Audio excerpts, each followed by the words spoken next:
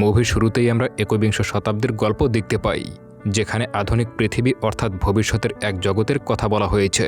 তখন বিজ্ঞান এবং প্রযুক্তিতে মানুষ অনেক বেশি এগিয়ে গিয়েছিল, তবে পৃথিবীতে জনসংখ্যা অনেক বেড়ে গিয়েছিল এবং প্রাকৃতিক পরিবেশ অনেক কমে গিয়েছিল। এই কারণে বিজ্ঞানীরা পৃথিবীর মতো বিকল্প কোনো গ্রহের খোঁজ করছিল। খুঁজতে খুঁজতে তারা অনেক সৌরজগতে একটি গ্রহ খুঁজে পায়, যার নাম ছিল পলিমাস। তবে এই গ্রহে থাকার মতো কোনো ব্যবস্থা ছিল না, কিন্তু সেই গ্রহের একটা চাঁদ ছিল যেটার নাম ছিল প্যান্ডোরা, যেটির আকার ছিল পৃথিবীর মতো। তবে বিস্ময়কর ব্যাপার হলো পৃথিবীর থেকেও সেই চাঁদে অনেক বেশি অক্সিজেন ছিল এবং সেখানে প্রকৃতি ছিল অনেক সমৃদ্ধ। এই কারণে মানুষ দ্রুতই সেই চাঁদে গিয়ে খনিজ সম্পদের খোঁজ করতে শুরু করে। তারা যখন প্যান্ডোরাতে গবেষণা করছিল, তখন আনোবোটিয়াম নামের একটি বিশেষ দুর্লভ ধাতু সেখানে পেয়ে যায়।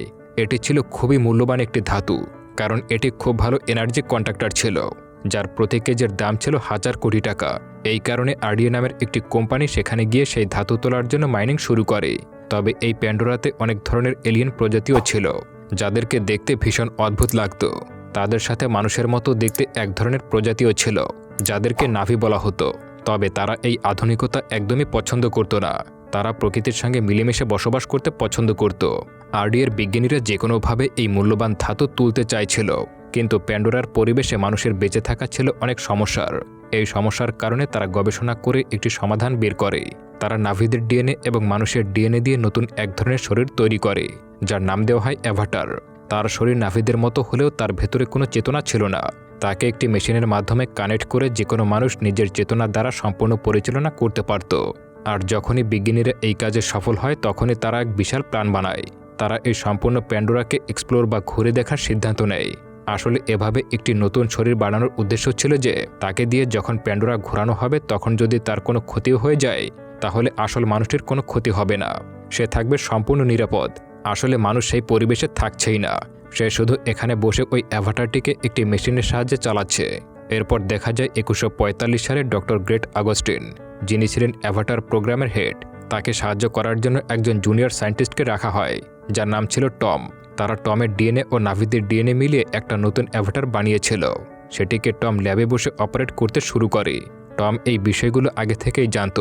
তারা এই জায়গা থেকে সবকিছু এক্সপ্লোর করার সিদ্ধান্ত নেয়। তবে টমকে এই কাজের জন্য টানা 3 বছর ট্রেনিং করানো হয়, যাতে সে মিশনে গিয়ে সব কাজ সঠিকমতো করতে পারে।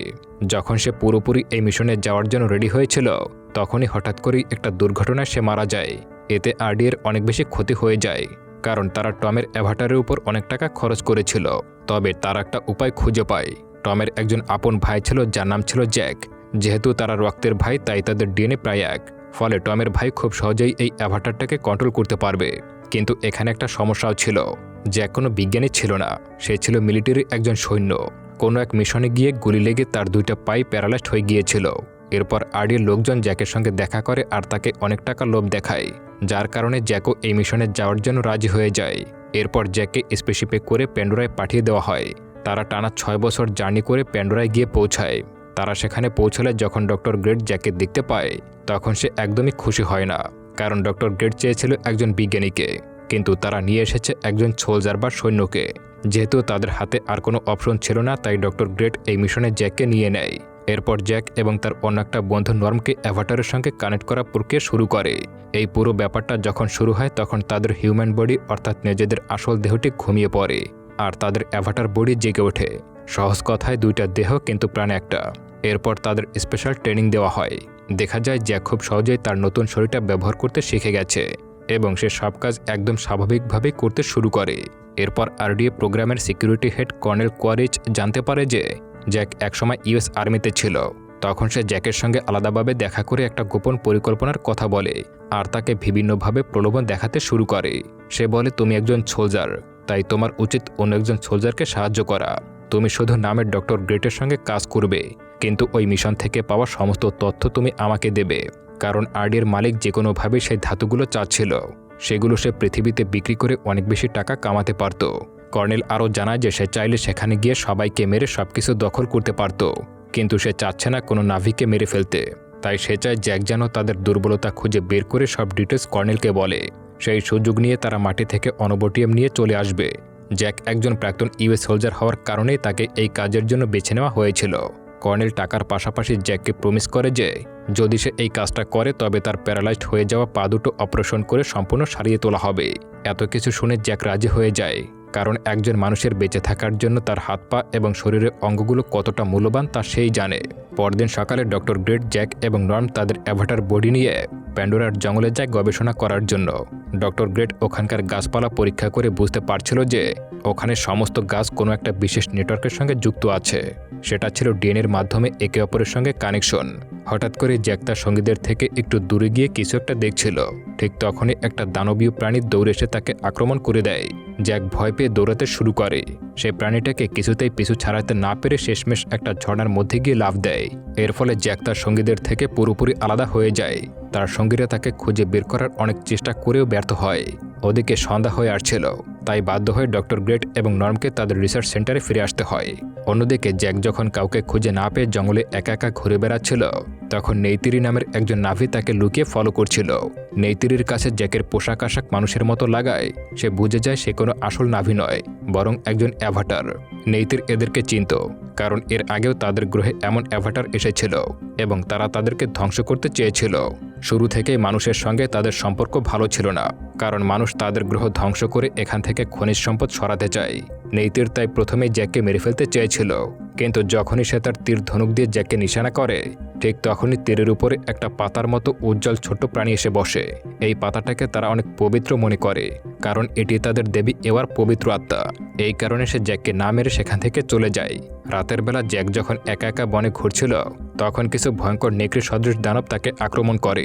জ্যাক লড়াই করার চেষ্টা করলেও সংখ্যায় অনেক হওয়ার কারণে সে পেরে উঠছিল না। ঠিক তখন নেইতিরি সেখানে এসে জ্যাককে বাঁচায় এবং দানবগুলোকে মেরে ফেলে। জ্যাক যখন দেখতে পায় নেইতির তার জীবন বাঁচিয়েছে, তখন সে নেইতিরির পিছু পিছু যেতে শুরু করে। নেইতিরি প্রথমে তাকে সেখানে থাকতে মানা করে দিলেও হঠাৎ করে সেই পবিত্র আত্মারা জ্যাকের সমস্ত গা জুড়ে বসে। এগুলো দেখে নেইতিরি মনে করে এটি হয়তো তাদের দেবীর কোনো সংকেত, তাই সে জ্যাকের উপরে বিশ্বাস করতে শুরু করে। এরপর নেইতিরি জ্যাকের সাথে করে তাদের কলোনির মধ্যে নিয়ে আসে। তাদের এই কলোনির নাম ছিল ওমাটিকায়া, যার মাঝখানে একটি সুন্দর বিশাল গাছ ছিল। সেই গাছটিকে তারা হোম ট্রি বলতো। যখন নেইতিরি জ্যাককে সেখানে নিয়ে আসে, তখন নেইতিরির বাবা প্রথমে জ্যাককে মেরে ফেলার সিদ্ধান্ত নেয়, কারণ সে জানত মানুষেরা কখনোই তাদের ভালো চায় না, তারা শুধু এই গ্রহটাকে ধ্বংস করতে চায়। এরপর নেইতিরি সবাইকে সেই পবিত্র আত্মার সংকেতগুলোকে জানায়। তখন নেইতিরির মা, যিনি ওই কলোনির ধর্মগুরু ছিল, সে জ্যাককে সেখানে থাকার অনুমতি দিয়ে দেয়। তারা সিদ্ধান্ত নেয় যে জ্যাককে তারা একজন সম্পূর্ণ নাভি হিসেবে গড়ে তুলবে এবং তাকে ট্রেনিং দেওয়ার দায়িত্ব দেওয়া হয় নেইতিরিকে। এরপর জ্যাক তাদের সঙ্গে খাবার খেয়ে ঘুমিয়ে পড়লে রিসার্চ সেন্টারে থাকা তার মানুষের শরীরটি জেগে ওঠে। এটা দেখতে পেয়ে ডক্টর গ্রেট সহ সবাই খুশি হয়ে যায়। জ্যাক সবাইকে জানায় যে সে নাভিদের বিশ্বাস অর্জন করতে পেরেছে এবং তাদের সঙ্গে থাকতে শুরু করেছে। নাভিরা তাকে সব ধরনের শিক্ষা দিচ্ছে। যখন এই খবর পার্কার আর কর্নেল কোয়ারি জানতে পারে, তখনই তারা সময় নষ্ট না করে জ্যাকের সঙ্গে দেখা করতে চলে আসে। তারা জ্যাককে মনে করিয়ে দেয় যে নাভিদের ওই হোমটির নিচেই আনোবটেনিয়ামের বিশাল খনি রয়েছে, তাই যে কোনোভাবে বুঝিয়ে ওই গ্রাম থেকে নাভিদের সরিয়ে ফেলতে হবে। এর পরের দৃশ্যে দেখা যায় ডক্টর গ্রেট তার রিসার্চ সেন্টারটিকে সরিয়ে নিয়ে সেখান থেকে অনেক দূরে একটা নিরিবিলি পরিবেশে নিয়ে গেছে, কারণ সে বুঝতে পারছিল জ্যাক তার সব গোপন তথ্য কর্নেলের কাছে পাস করছে। ডক্টর গ্রেট চেয়েছিল যাতে গবেষণার মাঝখানে কেউ ডিস্টার্ব না করতে পারে, কারণ কর্নেলকে সে মোটেও বিশ্বাস করত না। জ্যাক আবারও তার অ্যাভাটার শরীরে ফিরে যায় এবং নেইতির তাকে সব ধরনের ট্রেনিং দিতে শুরু করে। নেইতিরি তাকে শেখাতে শুরু করে কিভাবে প্যান্ডোরাতে বেঁচে থাকতে হয়, কিভাবে তীর চালাতে হয় এবং কিভাবে বিভিন্ন বন্যপ্রাণীকে বশ করে কাজ করাতে হয়। জ্যাক খুব দ্রুত এসব বিষয় আয়ত্ত করে ফেলে, যা দেখে নাভিরা তাকে আস্তে আস্তে ভরসা করতে শুরু করে। এই সুযোগে জ্যাক ডক্টর গ্রেটের অ্যাভাটারটাকেও সেখানে আনার পারমিশন নিয়ে নেয়। এভাবে করতে করতে 3 মাস কেটে যায়, কিন্তু সমস্যা হলো নাভিরা এখনও তাদের হোমট্রি ছাড়তে রাজি ছিল না। এতে কর্নেল জ্যাকের উপরে অনেক প্রেশার দিতে শুরু করে। জ্যাক কর্নেলকে বোঝায় যে আর কিছুদিন সময় দিলে সে পুরোপুরিভাবে নাভিদের গ্রুপে মিশে যেতে পারবে এবং তখন তাদেরকে সরিয়ে দেওয়া সহজ হবে। ধীরে ধীরে জ্যাকের ট্রেনিং শেষ হয়ে যায় এবং নাভিরা তাদের সব রীতিনীতি মেনে জ্যাককে তাদের দলের একজন করে নেয়। এখন থেকে জ্যাক পুরোপুরি একজন নাভিতে পরিণত হয়ে গেছে। নেইতিরি তখন তাকে সেই পবিত্র গাছের কাছে নিয়ে যায় এবং বলে সে চাইলে এখন নিজের জন্য একজন জীবনসঙ্গী বেছে নিতে পারে। তখন জ্যাক নেইতিরিকে পছন্দ করে এবং নেইতিরিও জ্যাককে পছন্দ করে। তারা দুজনে একে অপরকে ভালোবাসতে শুরু করেছিল, তাই তারা ওই রাত্রি সেখানেই কাটিয়ে দেওয়ার সিদ্ধান্ত নেয়। কিন্তু পরের দিন সকালে দেখা যায় আরডিএর সৈন্যরা এসে ওখানকার গাছগুলো একে একে ভাঙা শুরু করেছে, কারণ তাদের বেঁধে দেওয়া 3 মাস সময় শেষ হয়ে গিয়েছিল। তারা আর অপেক্ষা না করে আক্রমণ করার সিদ্ধান্ত নেয়। জ্যাক তাদেরকে থামানোর অনেক চেষ্টা করলেও সৈন্যরা কোনো কথাই শোনে না। এসব দেখে নাভিদের ডক্টর গ্রেট আর জ্যাকের উপর থেকে বিশ্বাস উঠে যায়। তারা জ্যাকের কথা না শুনে মানুষের সঙ্গে যুদ্ধ করার সিদ্ধান্ত নেয়। ওদিকে পার্কার আর কর্নেল সিসিটিভি ক্যামেরায় বসে সব দেখছিল।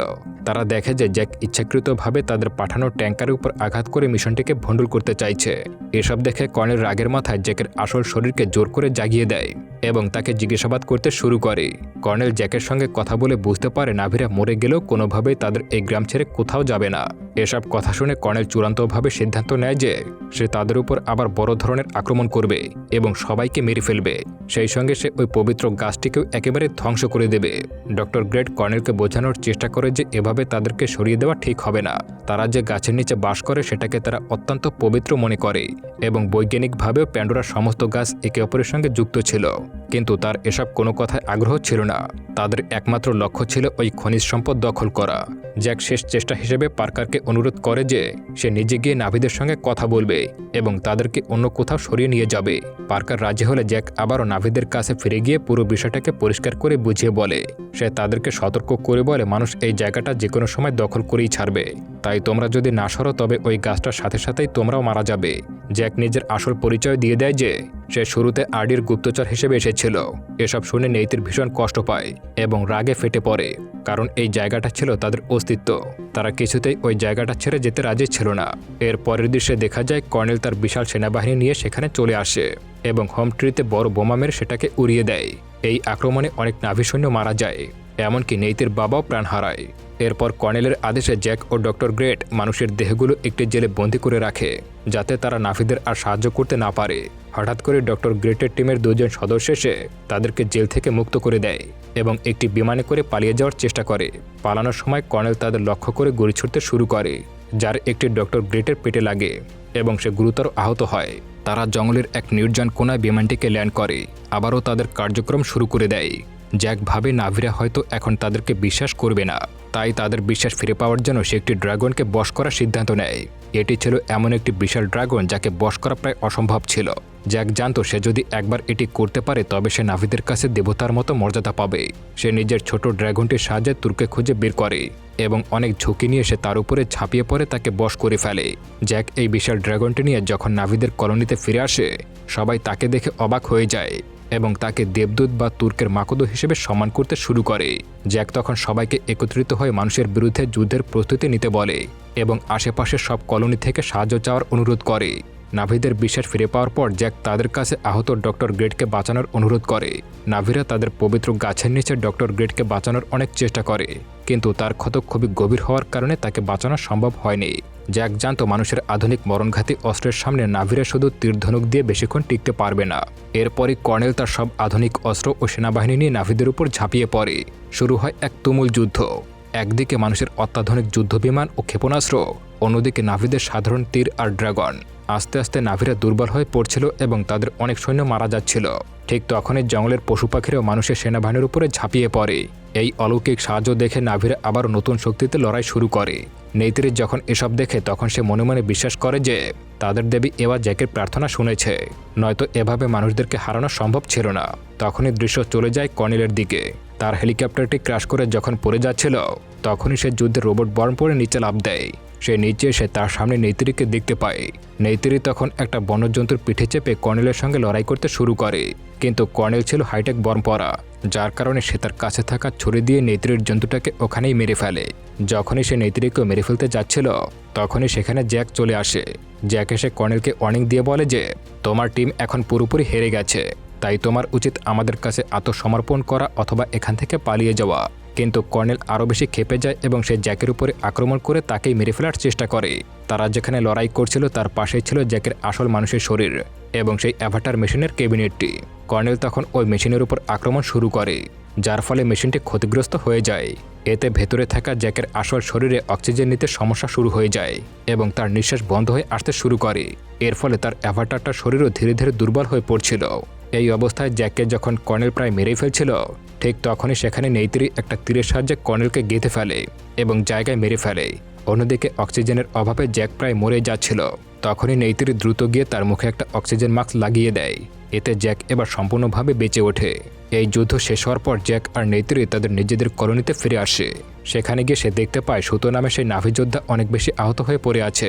নেইতিরির বাবার মৃত্যুর পর সুতোকেই এই কলোনির প্রধান বানানো হয়েছিল, কিন্তু সুতো এতটাই আঘাত পেয়েছিল যে তার বেঁচে থাকা প্রায় অসম্ভব ছিল। মারা যাওয়ার আগে সুতো জ্যাককে এই কলোনির নতুন প্রধান বানিয়ে শেষ নিঃশ্বাস ত্যাগ করে। মুভির একদম শেষে দেখা যায় যেহেতু আরডি এই যুদ্ধে হেরে গেছে, তাই তাদের সবাইকে বন্দি করে আবারও পৃথিবীতে পাঠিয়ে দেওয়া হয়।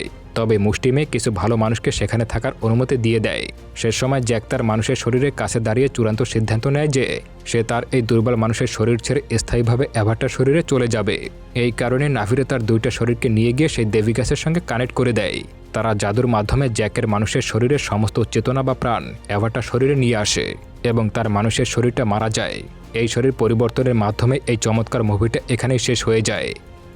বন্ধুরা, এই মুভির আরও একটা পার্ট রয়েছে, যদি আপনারা চান অবশ্যই কমেন্ট করে জানিয়ে দিবেন। সেই সঙ্গে পরবর্তী ভিডিও দেখার আমন্ত্রণ জানিয়ে আজকের মতো এখানেই বিদায় নিচ্ছি। খোদা হাফেজ।